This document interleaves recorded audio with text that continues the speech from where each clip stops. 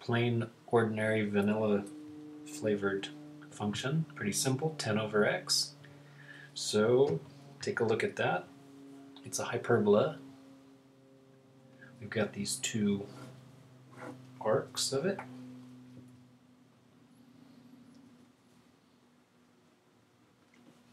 So sort of the point of this problem is it easier to work with x and y in this case if you need a derivative and such, or would it be easier in polar?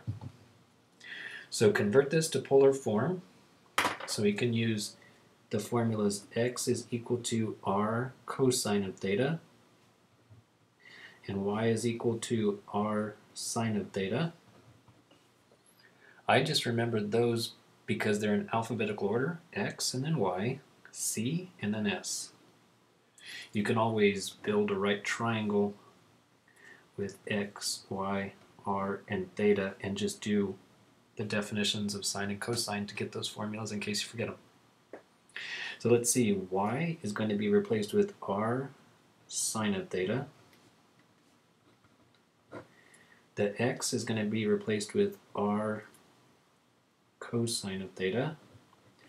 And then the goal, if possible, is to solve for r. That way we can change this over to polar form and then go r equals whatever, something with a 10. So we would need, let's see, I could leave the cosine there but multiply this over to this side, so you have r squared, and then it would be 10 and divided by sine of theta on both sides. So technically we're done. That's changed over to polar form. I do want to check and see if we can get this graph. So I would need to take the square root of both sides.